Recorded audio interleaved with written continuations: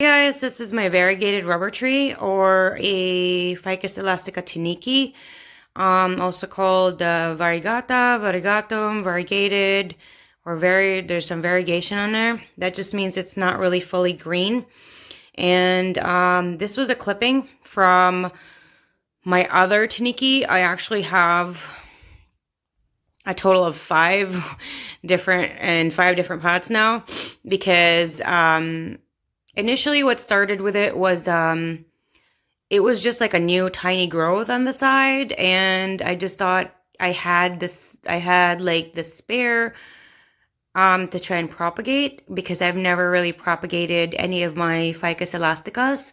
So I did that, and a few months later she has her own pot. So I think it was like 4.5 months, a little over 4 months, that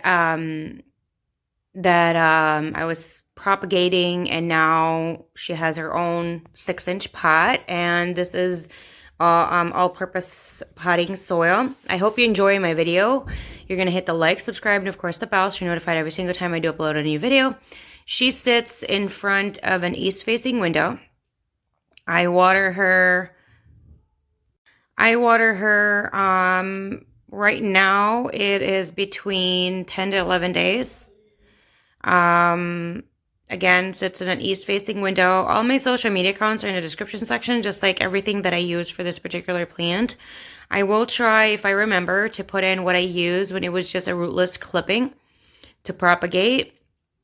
I am using a different mix in the water when I did transfer her over to potting soil, and this is Schultz.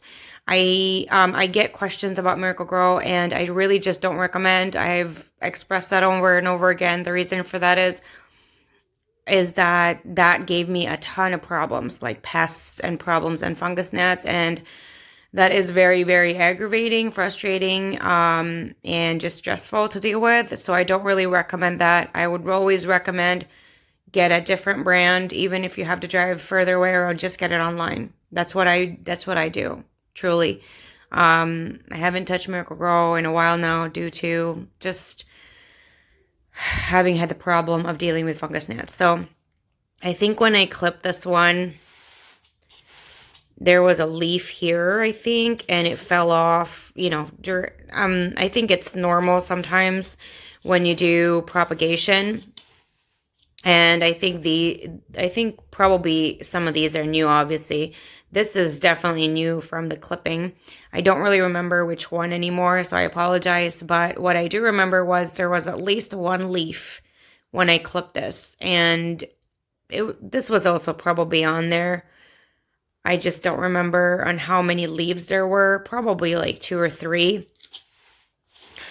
I clipped it, and as you could see, it was really, really skinny like this. And now she's starting to have some bark, which is a good sign.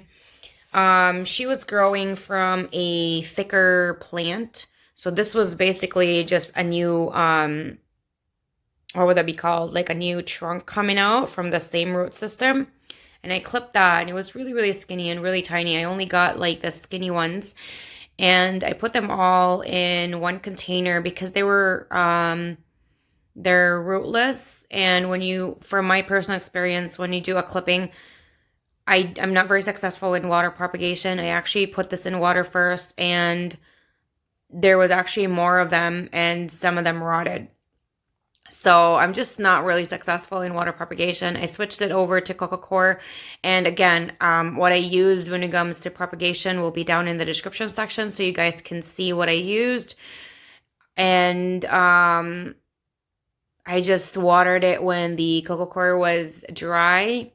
I would usually do it between 5 to 7 days. It just depends on how dry it was. My tip is in the very, very beginning, you soak it, because the first time you water, right after I put in the rootless clippings in the Coco Core, I soak it. I'll make sure it's saturated and the water goes through.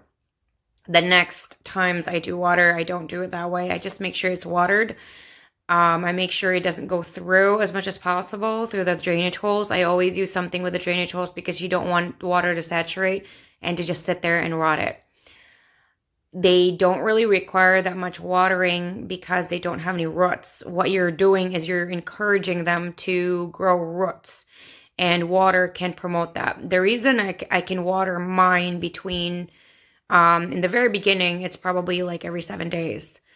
And as time passes, it becomes every 6 days, every 5 days. And the reason for that is because they're starting to grow roots and they're starting to absorb the water and digest the water and ingest the water. And also, I always, I keep the grower pots that I get plants from before. And what I do is I use that and I try to make it as crowded as possible with just clippings. What I've noticed is that the more that I put in there, it's a lower chance of them rotting because there's so many of them that will benefit from the water. So not only do I save space, but secondly, it really is a better chance of reaching 100% of actual propagation success versus if it's just one clipping per container. That's just my personal experience. So if you guys have been unsuccessful by just doing, one clipping or two clippings in a large pot, like a 6-inch pot or even a 4-inch pot, then maybe try to crowd it a little bit more. For me, personal experience, the more crowded it is, the better it is. And it's just easier, I guess. And then afterwards, just split them up. And because I don't use soil anymore in propagation, it's very easy to separate them. And I just reuse the coco coir for the next clipping that I want to do. So what I've noticed with the Tineke is a lot of times they start off as peach or kind of pink or really, really pink.